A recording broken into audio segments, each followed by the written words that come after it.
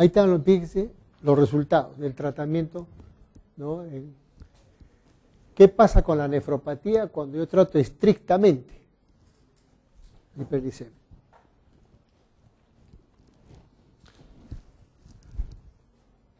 Disminuye todo.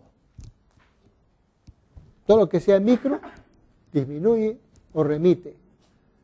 Y si es macro, la estabiliza o disminuye, ¿no?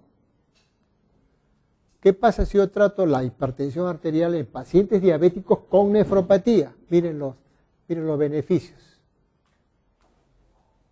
Y, por ejemplo, en el paciente que no tenía hipertensión, pero tenía macroalbuminuria, el resultado es mucho mejor todavía. El efecto renal-protector es mayor en los normotensos que en los hipertensos.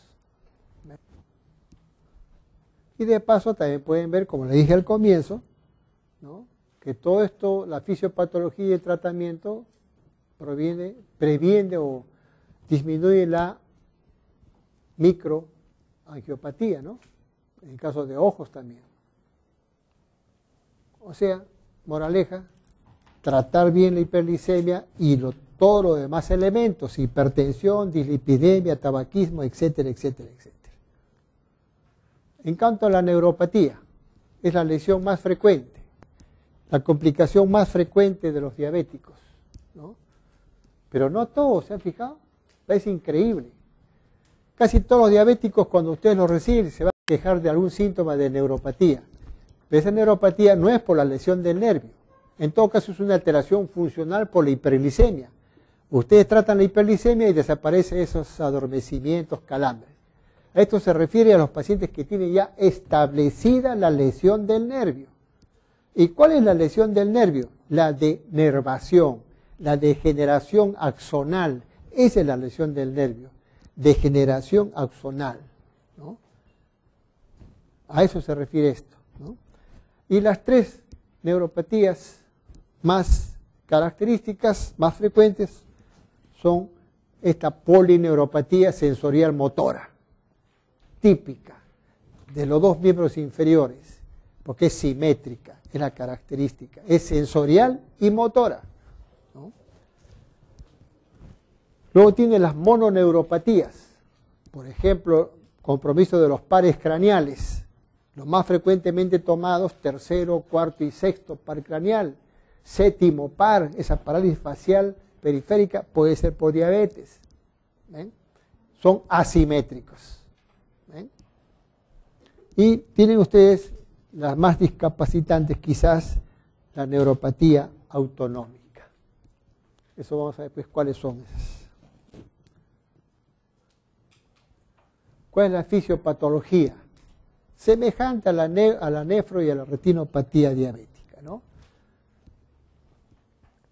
Dice, las lesiones los nervios que más se alteran son los nervios de las fibras largas, esas que tienen pequeños cuerpos neuronales pero un axón largo.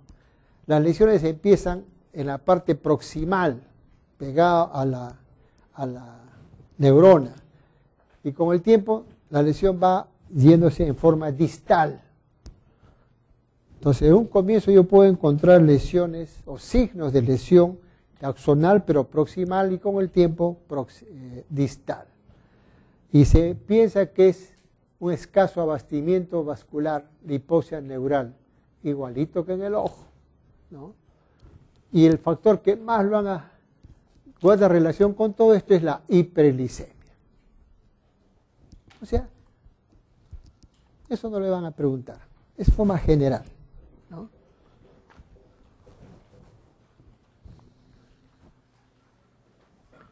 Miren estas son las consecuencias de la neuropatía diabética. A la cabeza, el dolor neuropático. Qué difícil de tratar. Qué difícil de tratar.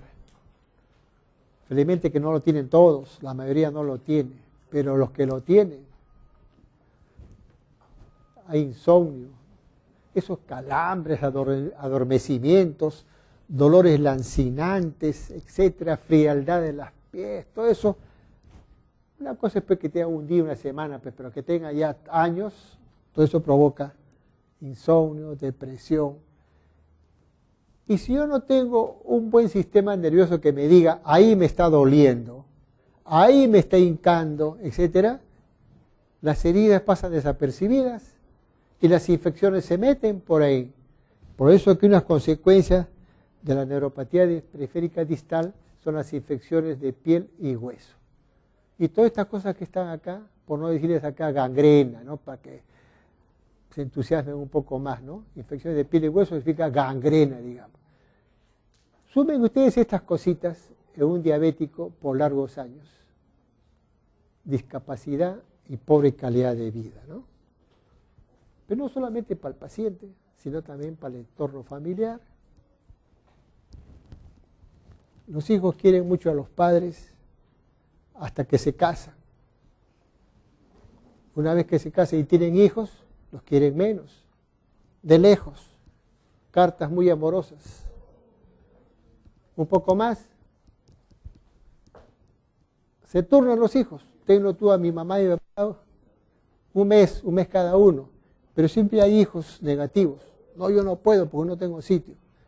Y si la mayoría no tiene sitio, como es la verdad, van al asilo y a visitarlos allí. A su edad, dicen no. Ya verán cuando el marido, la mujer le diga, ¿de dónde vas a sacar plata si no tenemos ni para nuestros hijos y vas a dar plata a tus padres? ¿No? Ahora, hagan de cuenta ahora que este paciente de papá, mamá, es diabética. Con toda esta repercusión, ¿cuánto va a costar? Los hijos se reúnen, ¿cuánto pones tú? No alcanza.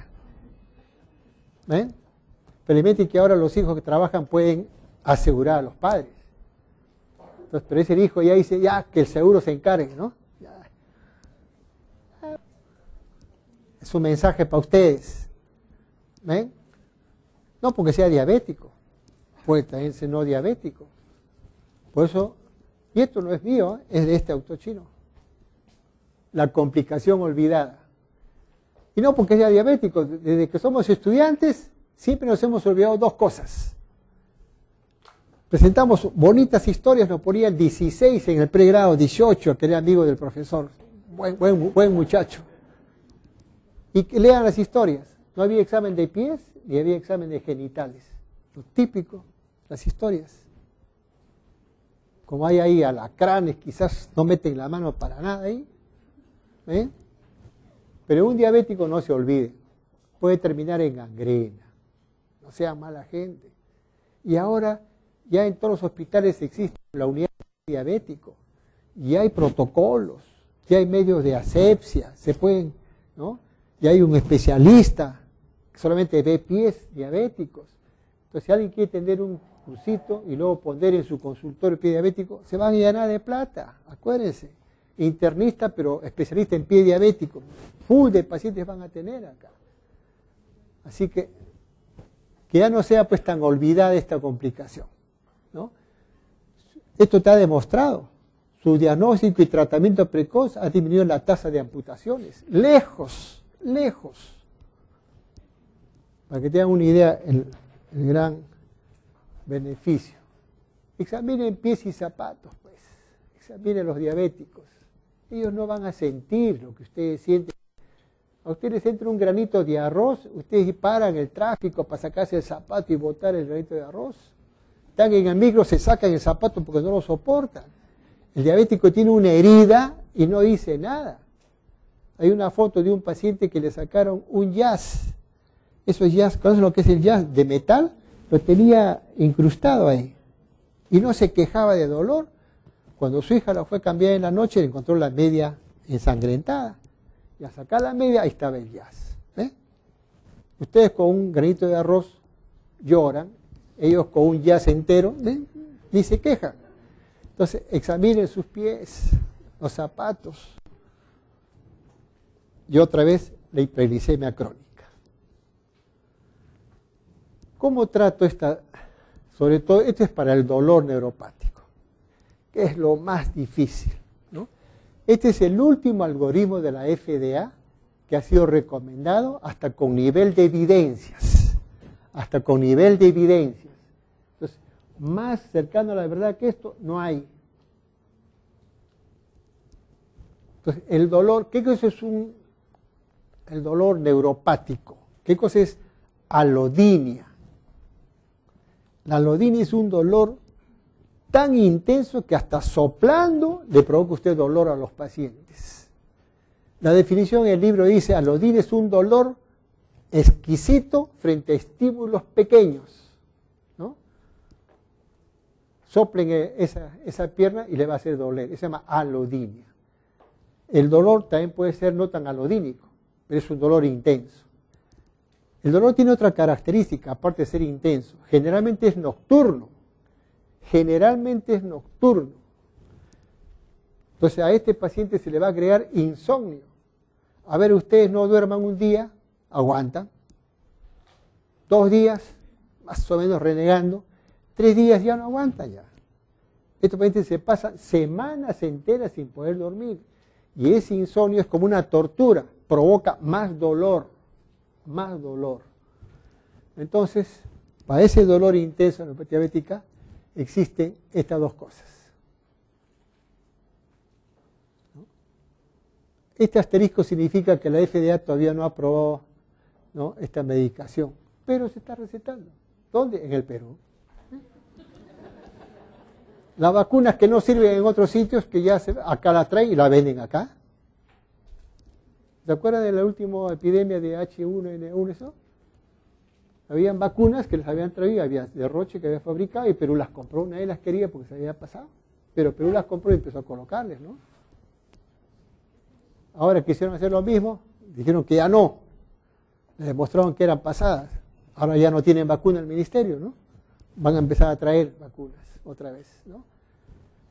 Pero acá ustedes esto pueden darlo, gabapentina, y pueden empezar solo, pero se recomienda, ¿no?, quizás una mezcla. Es el mejor. Estos 2 de arriba, evidencia clase 1, evidencia A. Lo mejor hasta ahora. No es la panacea, pero es lo mejor hasta ahora, ¿no? Si no responde esto, le agregan un antidepresivo y duloxetina. Acá al revés, ¿no? Empezar con esto y agregar esto, o empezar con... Es lo mismo, pero depende con quién empieces. A gusto del cliente. La experiencia de ustedes también fue un papel importante. De repente ustedes pueden empezar con gabapentina, a dosis máxima, si no cede, le agregan un antidepresivo o duloxetina. O al revés, a otros de ustedes les gusta primero empezar con un antidepresivo y luego hacer la gabapentina. Si no cede, van a tener que agregar, ¿no?, opioides o que también son opioides, ¿no?, el tramadol, tramal, ¿no?, derivado opioide. Nosotros generalmente usamos tramal, inyecciones o tramadol. En otras partes se usa mucho el topiramato. Este es el último que ha salido, dicen que está bueno, pero hasta que llegue al Perú ya veremos. Ahí están las evidencias. Esto, ¿por qué va el último? Clase C, ¿no? Eso es todo lo que tenemos. Pero aparte de esto, no se olviden, lo más importante es controlar óptimamente la glicemia, la dislipidemia, la hipertensión arterial, eliminar el tabaco y el alcohol. Eso es lo más importante que esto. Uno llega a esto cuando lo que he dicho anteriormente ya no da resultados, ¿no? Tratamiento de la diabetes.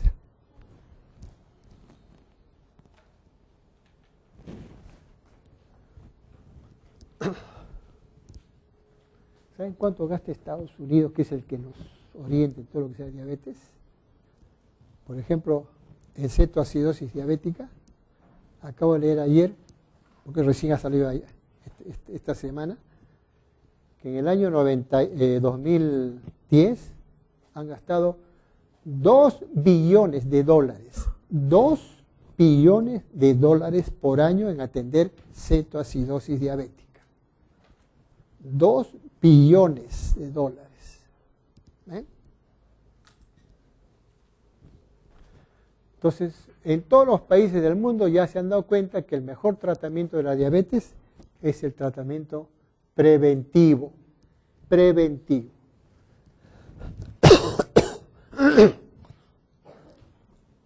La prevención primaria es evitar que den diabetes a las personas. Pero somos pues 20 y tantos millones, 25 que somos nosotros en el Perú. A todos no les vamos a hacer pues estudio de a ver si tiene o no tiene diabetes. Entonces en todos los países se busca la población de mayor riesgo.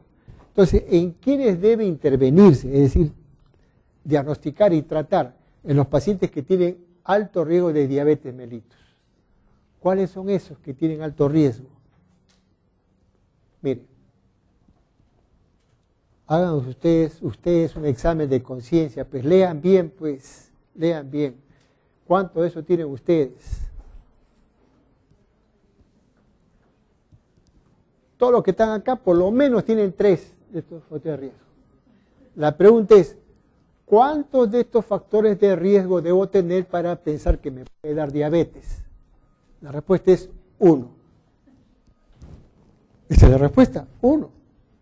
Cuando hablo de hipertensión arterial, esto se refiere a la hipertensión arterial esencial, no a las secundarias, esencial, la que es familiar.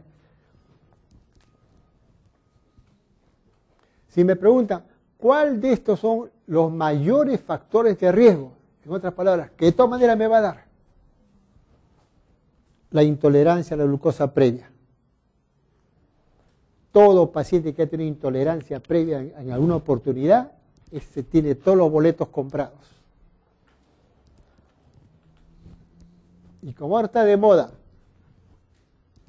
la hemoglobina glicosilada, que ahora la han abreviado, ahora se llama A1C. Por si acaso se refiere a la hemoglobina glicosilada A1C. Entonces en las revistas modernas actuales dice A1C nada más, ¿no? Que tengan más de 5.7, es como decir que tengan hiperglicemia previa, ¿no?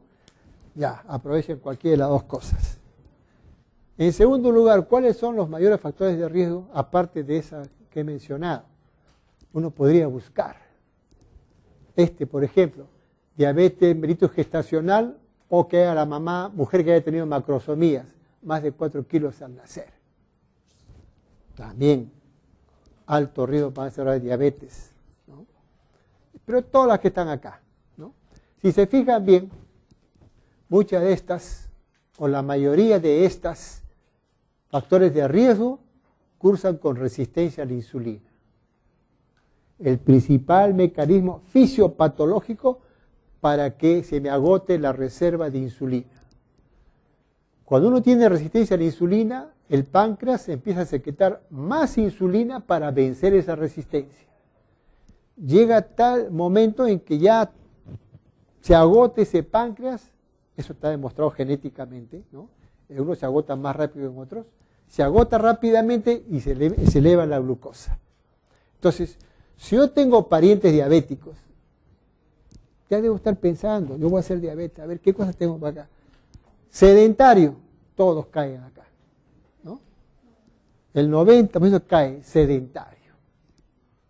El sedentarismo provoca resistencia a la insulina. ¿Por qué mecanismo? Menor cantidad de los transportadores de glucosa dentro de la célula. El ejercicio hace aumentar los transportadores de glucosa para su metabolismo. Sedentarismo. Pero la gente dice, ¿qué cosa es sedentarismo? Se pregunta, ¿por qué dice el doctor que yo soy sedentario? Lo mínimo que debe hacer un ser humano, lo mínimo, para decir que no es sedentario, es caminar por lo menos 45 minutos, uno dice 30, pues yo prefiero 45. Caminar 45 minutos diarios durante 5 días a la semana. Si ustedes hacen eso, dense por satisfechos, no son sedentarios. Aquellos que me hacen deporte los sábados o domingos siguen siendo sedentarios, ¿no? Claro, porque las repercusiones se presentan en el transcurso de la semana, son sedentarios. Un día a la semana no borra lo malo que han hecho en 6 días, por si acaso, ¿no? Muy bien, en forma general.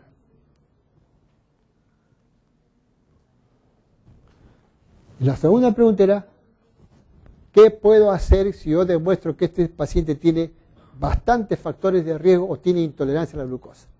Muy bien, vienen los llamados estudios de intervención.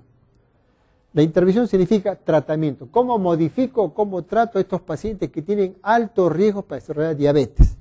Entonces, los mejores estudios, casi todos los estudios de intervención se han hecho en pacientes que ya tenían intolerancia.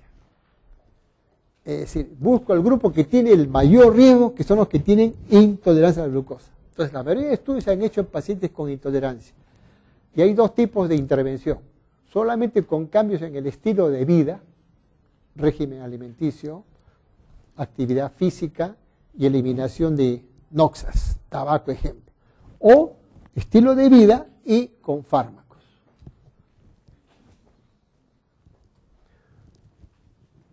En resumen, todos los estudios de intervención como prevención han demostrado que se disminuye significativamente el riesgo, no solamente con fármacos, con estilo de vida y o fármacos.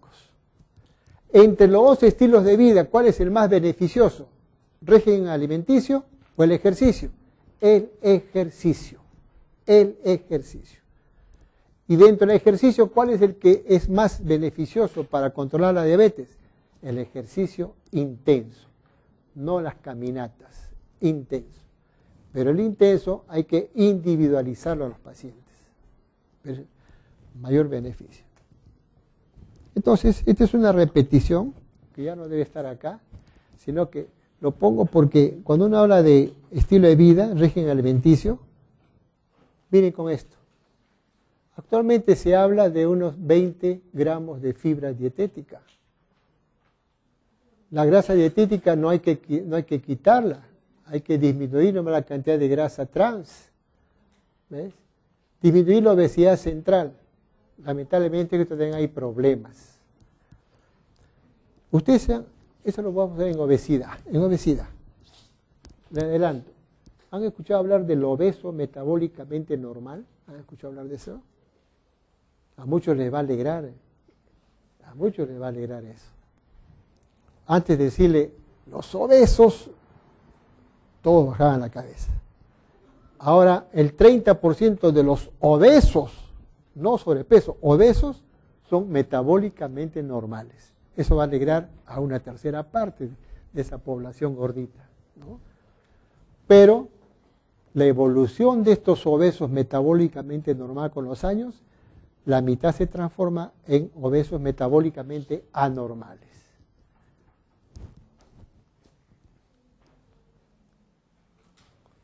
Muy bien. ¿En quién debo descartar diabetes? Supongamos que viene una persona, le pregunto todo lo que la diapositiva anterior y no hay ningún factor de riesgo. Me va a decir, doctor, gracias, me voy, momentito. Usted a partir de los 45 años, anualmente se va usted a descartar.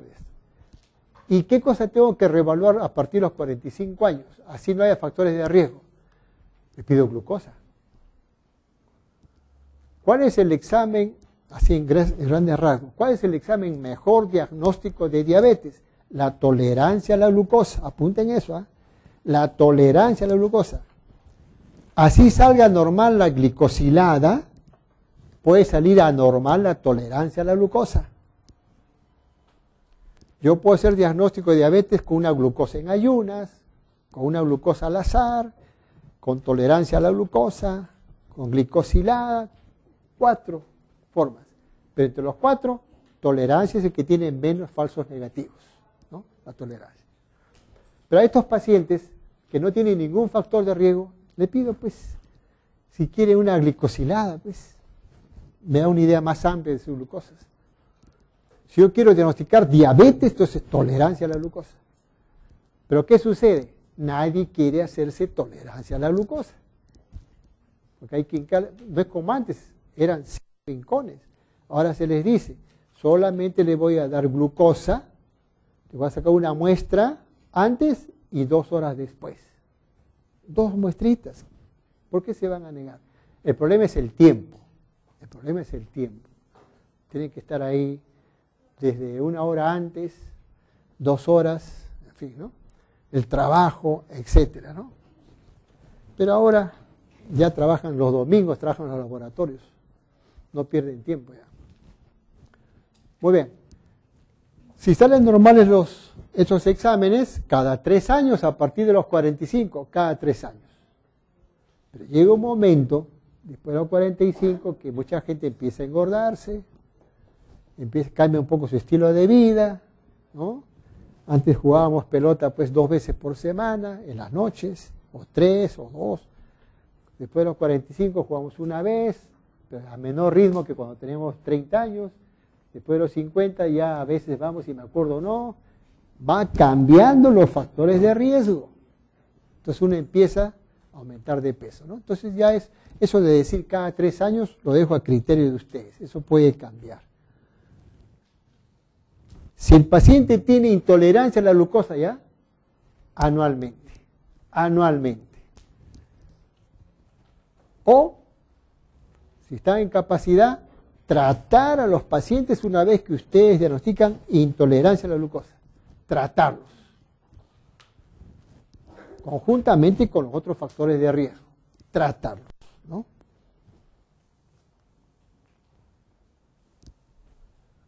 Miren las causas de la hiperglicemia en un diabético. Antes se hablaba de 4.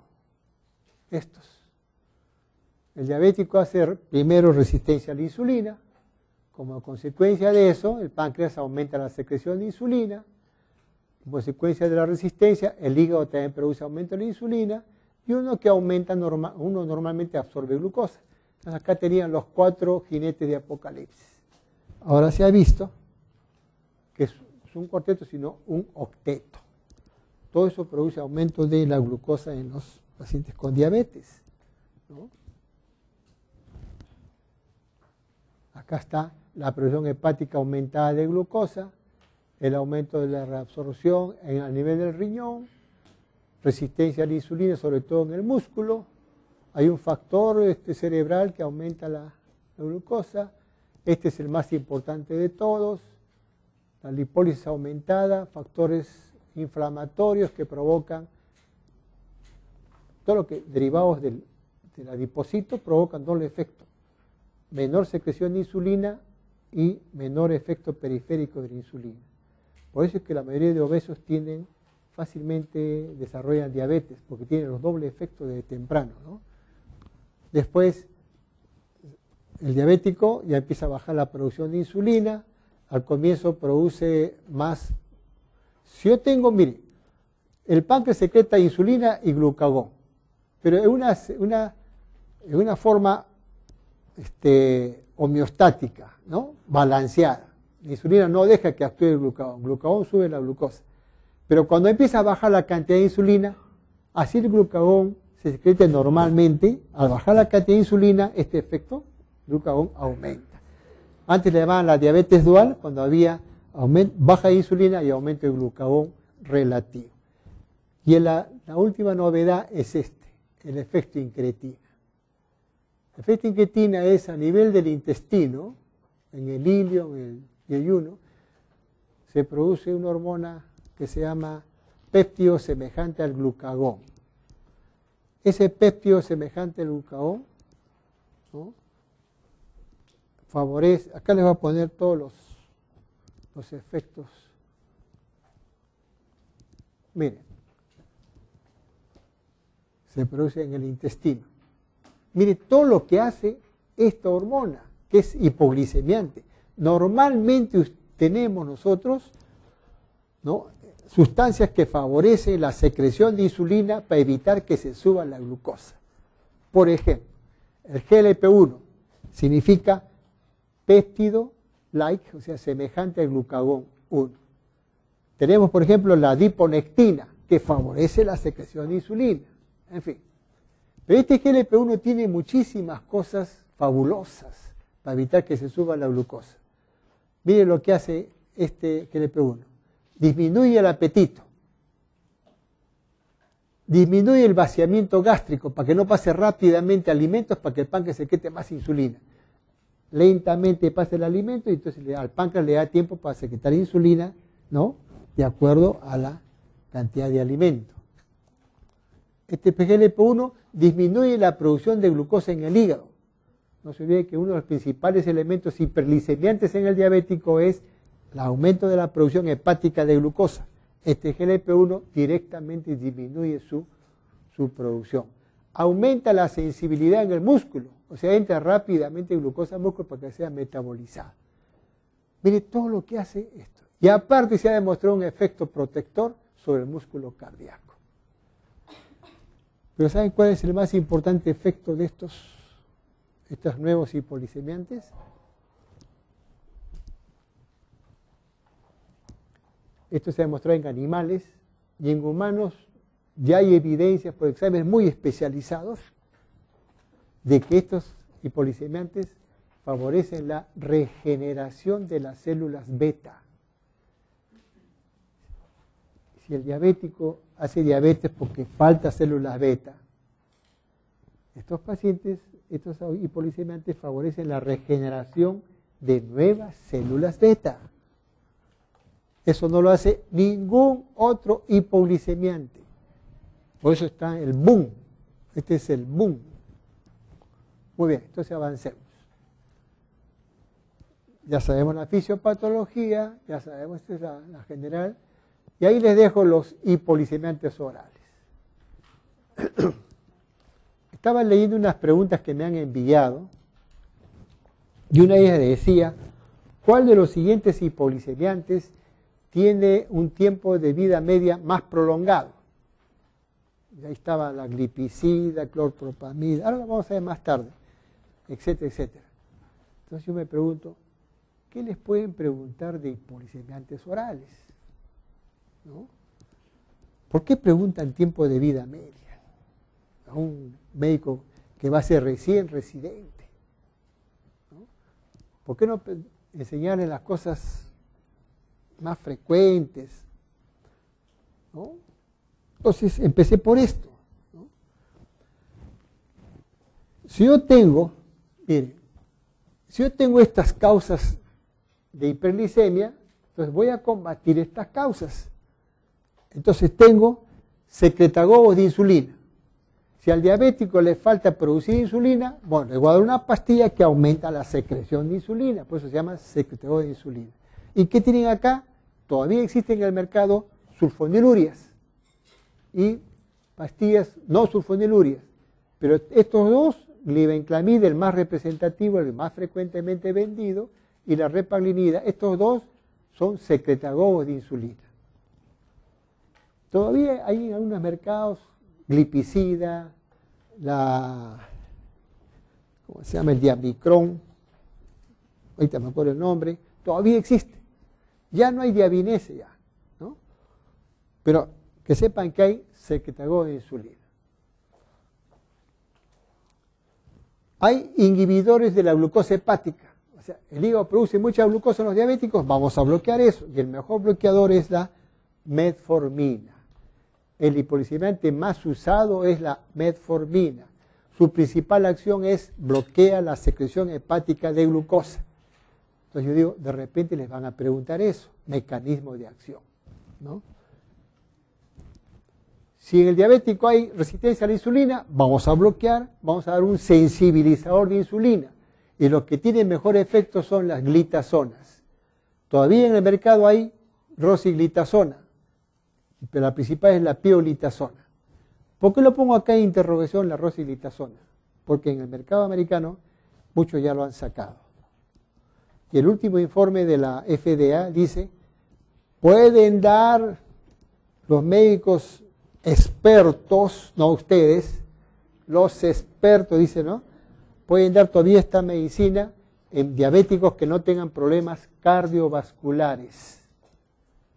¿Por qué? Porque su principal efecto adverso de esta rosiglitazona, provocar infartos de miocardio, pero sobre todo ICC. En cambio, la pioglitazona es cara, es un buen sensibilizador de insulina, pero tiene un gran problema. Provoca aumento de peso y ya están describiendo osteoporosis, ¿no? Así que individualicen el tratamiento. Y por último, si bien la absorción de glucosa es normal en los diabéticos, yo quiero bajar la cantidad que se absorbe. Y se usa los inhibidores de la alfa-glucosa oxidasa. El único que existe en el mercado es Orlistat. ¿Cuál es el problema del Orlistat? Es muy bueno bloqueando la absorción de glucosa, pero te produce unas diarreas. 40% de las pacientes se van a quejar de eso, de diarreas. Este es el algoritmo, el último, el recomendado por los especialistas americanos, europeos. Paciente que debuta, viene a su consultorio con diabetes, tipo 2. Este es el tratamiento. Cambios en el estilo de vida más metformina. De frente, metformina. La metformina no provoca hipoglicemia. Por eso es que se le puede dar de frente a todos los diabéticos cuando debutan. Cambios en el estilo de vida más metformina. ¿Cuál es el objetivo o el parámetro que me va a decir estás bien o estás mal en el tratamiento? La glicosilada. Miren que ya no es la glicemia, es la glicosilada. Con este tratamiento de arranque, después de 2 o 3 meses, depende de cada paciente, otra vez, individualice. Si este paciente a los 15 días se sube más la glucosa, ya no le doy pues pastillas, le paso insulina. Pero si más o menos lo mejoro al paciente, espero 2 o 3 meses, pido glicosilada a los 3 meses, el objetivo es que sea, ¿no?, menor de 7. Si sale menor de 7, sigo con el tratamiento. Pero si después de 2 o 3 meses sigue saliendo más de 7 la glicosilada, dice acá, yes, entonces voy a agregar, o agrego insulina, o agrego una sulfoniluria, o agrego una glitazona. Escojan. Ventaja de la insulina, más efectiva, que baja la glicemia. Ventaja de las sulfoniluria, más barato. Y ventaja de las glitazonas, que no provocan hipoglicemia. Escoja. Entonces uno dice, depende del paciente que estoy tratando. Si es pobre, ¿cómo le vas a dar glitazonas? Cada pastilla vale 9 soles. Imagínense, ¿no? Si es un pobre educado, puede comer insulina, pero si no es educado, le puedo provocar hipoglicemia, ¿no? En fin. Otra vez, depende cómo evolucione, 1 mes, 2 meses, otra vez glicosilada. Sigue saliendo más de 7, ya. Entonces, le agrego, primero fue metformina con estilo de vida, le agregué sulfoniluria, ahora le voy a agregar o glitazona o insulina, uno de los otros 2 que no agregué. Y voy agregando, y con el tiempo puedo dar hasta 3, 4 hipoglicemiantes juntos, conjuntamente con el cambio de estilo de vida, ¿no? Ahí está. Y si a pesar de eso sigue con glicosilada más de 7, se llega a esto. El tratamiento intensivo con insulina, más metformina y o glitazona. Se supone que ustedes ya, a partir de este renglón, ya ustedes lo derivan al especialista, ¿no? Pero en el examen puede venir algo de esto, ¿no? En resumen, siempre cambios de estilo de vida. De arranque en metformina, agregar uno de los otros 3, agregar otro 2, y al final intensivo, ¿no? Y esto que está acá es la leyenda de la anterior, la explicación de lo que acabo de hablar. Y estos son los últimos que han salido. No les van a preguntar estos, o quizás responden generalidades, porque todavía no ha sido aprobado por la FDA para que sea, ¿no? La opción europea tampoco, ni la americana, pero siempre la novedad, ¿no? El detalle de saber estas cosas últimas, ¿no? Normalmente usted sabe que el riñón, no sé si está acá, no está. El riñón reabsorbe glucosa. El sujeto normal no debe eliminar nada de glucosa. En el túbulo proximal se reabsorbe el 80% de la glucosa y en el túbulo distal 10%. Pero siempre todo se reabsorbe. Pero hay unos cotransportadores, así le llaman porque transportan 2 cosas, sodio y glucosa. ¿no? Esos hacen los que se absorba glucosa otra vez a la sangre. Eso es lo normal. Entonces, no sé quién, yo no estoy de acuerdo, disculpen que diga yo, pero es mi opinión, no estoy de acuerdo que para evitar la hiperglicemia yo provoque glucosuria, ¿no? Es como cuando yo tengo mucha hemoglobina, provoco sangrados. Hasta ahí puedo aceptar, ¿no? Si te sube la policitemia vera, provócale sangrado cada cierto tiempo, ¿no? En fin, acá también inventaron esto y inventaron estos inhibidores de esto significa de los transportadores de glucosa, sodio, ¿no? En los túbulos distales. Mecanismo de acción, al final remueven 50-80 gramos de la orina diaria. Con eso consiguen ayudan a bajar la hiperglicemia. Se supone que no le van a dar pues a uno que debuta. Esto se da cuando, a pesar de otros tratamientos, sigue el hiperglicémico, entonces le voy a ayudar. Otro mecanismo de acción, voy a combatir, ¿no? Botar más glucosa. ¿Cuándo se indican estos que estoy mencionando? Pacientes, ya lo dije, mal controlados con dieta y ejercicio, que tampoco se controlan bien con sulfonilureas o metformina, se asocia a metformina, son dos mecanismos diferentes, no se recomienda en pacientes con IRC. ¿Cuál es la eficacia? Acá están los resultados. He copiado el que mejor resultado ha dado. Tiene un efecto sostenido sobre la glucosa y el peso hasta por 2 años. La tercera parte logró reducir la glicosilada a menos de 7. Bastante, ¿no? Bastante. ¿No? ¿Qué hora es? ¿Es cierto que a las 11 tengo que parar? ¿Ah? Ya. ¿Cuántos minutos le dan? 10 minutos. Ya. Entonces nos encontramos acá en 10 minutos. No, ¿no me dices que es diabético? Ah, no, pero prefiero... Ah, ya. No sabes si es diabético. Claro. Ah, ya. Vamos a ver. Y salió 120. Claro, fue ya. una glucosa al azar. Ya. Ah, ¿al azar o en ayunas? Al azar. Ah, no es. No es, ya, pero si me Entonces, viene... en ayunas puede ser. Claro, ya. Y yo para confirmarlo le pido un... Tolerancia. Si me sale A las 2 horas. A las 2 horas. 200 o más. Y arranco con metformina y su también Estilo de vida, claro. ¿Y qué pasaría si sale 180, por ejemplo? Claro. ¿Ya? Ya, lo para allá. No, su micrófono de... Ah, ya, para. Mi conversación secreta con los... Sí. ¿Qué van a pensar?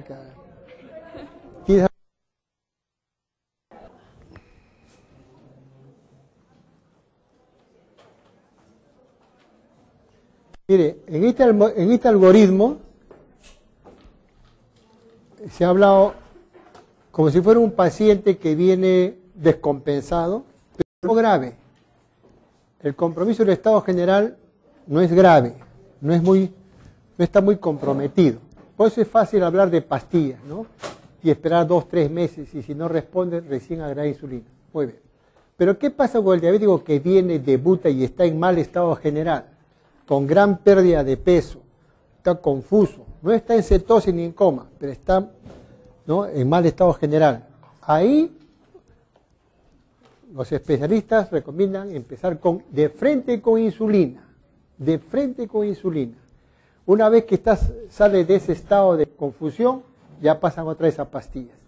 Entonces, se recomienda usar insulina en ese tipo de pacientes, ¿ya? Insisto, este algoritmo es para los que están más o menos descompensados. Muy bien. Para que tengan una idea, los diabéticos tipo 2,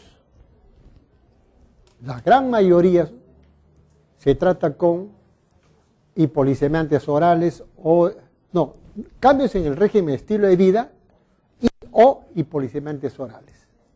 En forma general, se dice, ¿no?, que la mayoría de pacientes se trata con cambios en el estilo de vida y metformina, en forma general.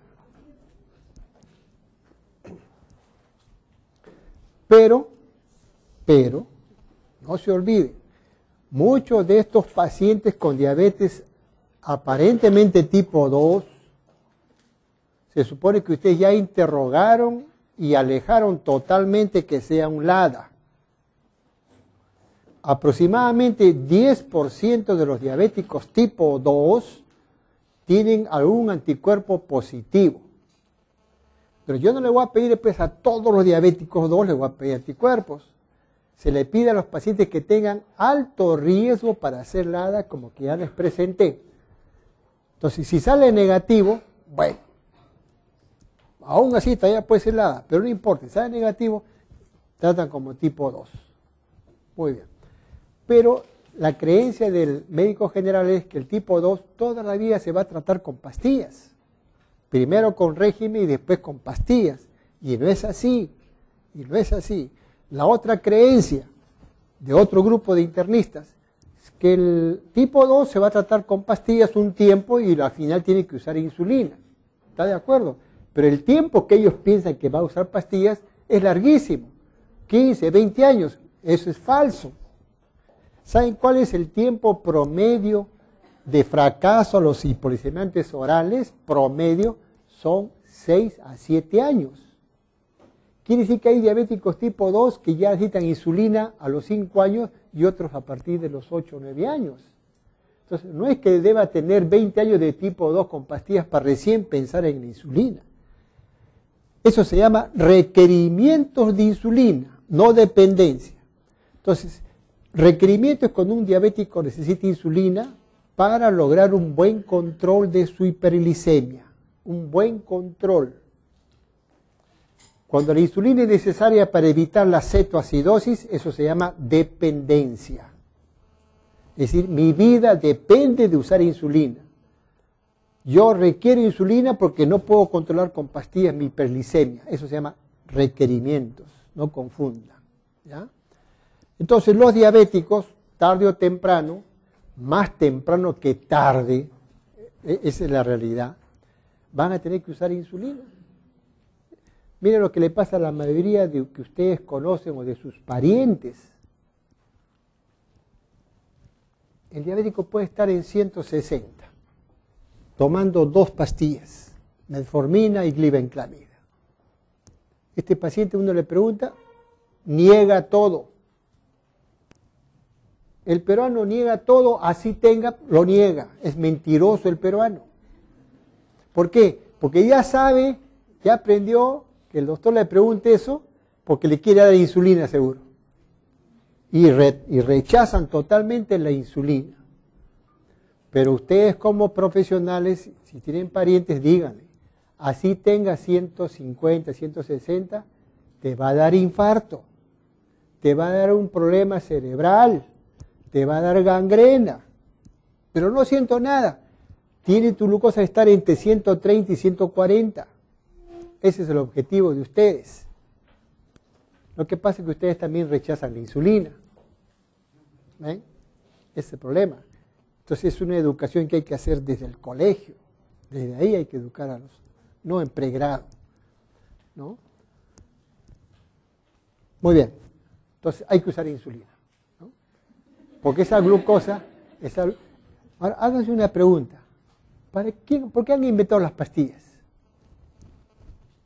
Si yo tengo una enfermedad porque me falta una sustancia, denme esa sustancia, pues, como hacen con las demás enfermedades. ¿Por qué en esta cosa me dan otra cosa? Sabiendo incluso que mi páncreas está enfermo, que secreta poca insulina, ¿para qué me dan secretar huevos de insulina? O sea, es un enfermo que lo quiero hacer correr. Y yo sé que eso adelanta ya la deficiencia total de la glándula. Sino que lo que pasa es pues que la plata está de por medio, los intereses económicos, las grandes empresas, monopolios, cómo invierten plata en los médicos para que sigan recetando y sigan apareciendo pastillas. ¿Cuál es la disculpa de estos transnacionales? Sacamos pastillas porque el diabético en el mundo no le gusta usar insulina. Ahí está su gran disculpa. Por lo tanto, antes que se muera por no usar insulina, bueno, entonces vamos a inventar más pastillas más pastillas, ¿no? Negocio redondo. Y encima agreguen que su glucosa en 150 para arriba son asintomáticos. ¿Qué más quiere el paciente y su familia? ¿Qué más quiere? Ya no se queja de nada el paciente. ¿Ven? Pero tarde o temprano le va a dar algo. De improviso. De improviso. Si ustedes ven que tomando 2 pastillas diferentes, o 3 si quieren, y sigue su glucosa por encima de 150, ya no insista, cambien la insulina. Todavía tienen el chance que dando insulina pueden controlar su diabetes, mejorar la función pancreática, mejorar el efecto periférico y luego pasar otra vez a pastillas. Todavía existe esa posibilidad. Ojalá. Esto lo he dicho cerca de 50 años, cerca de 45 promociones. Ahora lo veo a mis alumnos ya adultos, la mayoría gordos,